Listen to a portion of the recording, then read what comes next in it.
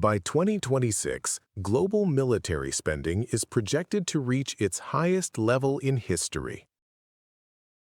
More than $2.7 trillion every year.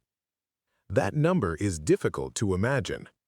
It is larger than the economies of many countries, larger than global spending on health in many regions, larger than education budgets across entire continents. This is not happening because of one war. It is happening because of how the global system reacts to fear. According to SIPRI, the Stockholm International Peace Research Institute, global military expenditure has been rising continuously for more than a decade. SIPRI is an independent research organization. It tracks military spending, arms transfers, and global security trends.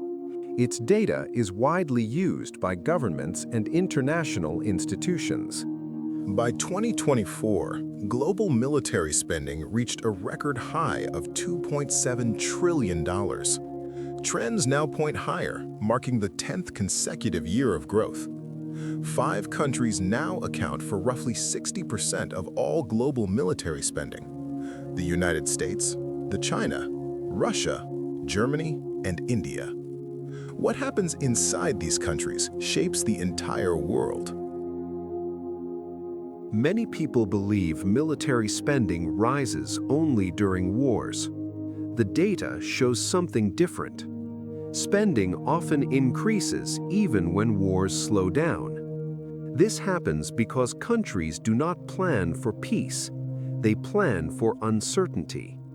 When one country increases its military budget, others feel less secure. They respond by increasing their own spending. This reaction repeats year after year. Fear becomes a planning tool.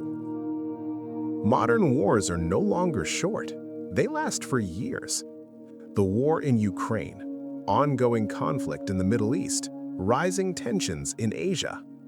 These conflicts damage civilian infrastructure, drain national budgets, and lock countries into long-term military commitments. Once a war lasts long enough, governments cannot simply stop spending. They must replace equipment, rebuild stockpiles, and prepare for escalation.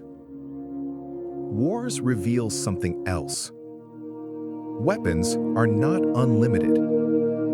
In 2022, Ukraine used more artillery shells in one day than the United States produced in an entire month. Even large economies struggle to produce fast enough. Factories need time. Workers need training. Supply chains need stability. Military spending increases not just to fight wars, but to rebuild the ability to fight them.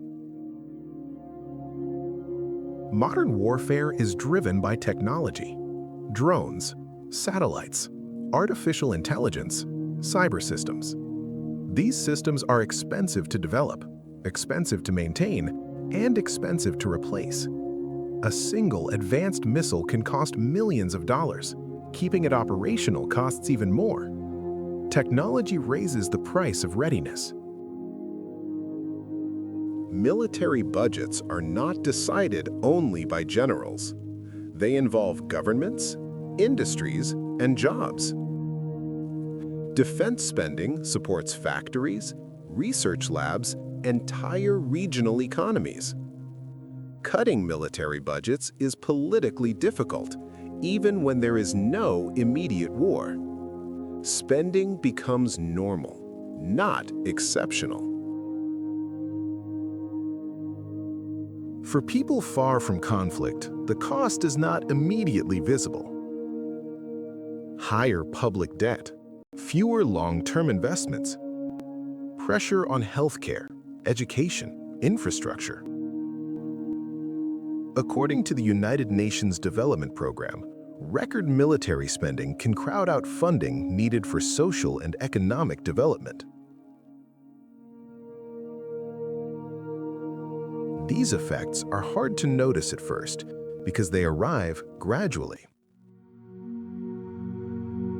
Global military spending is not driven by emotion. It is driven by structure, by incentives, by fear of future risk. This is why the numbers keep rising, even without a single global war. And once a country enters this system, leaving it becomes extremely difficult. This is why many modern conflicts do not end clearly, not because peace is impossible, but because the systems surrounding conflict do not shut down when the fighting slows. Military spending continues, budgets expand, contracts remain active. And when governments cannot sustain that expansion through revenue alone, they borrow. At first, borrowing feels temporary, a bridge, a necessity. But over time, it becomes structural. Power no longer operates only through armies.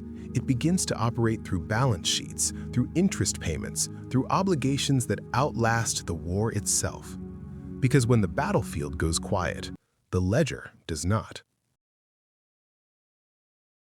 In the next episode, we examine how nations can lose influence without losing territory, not through invasion, through obligation.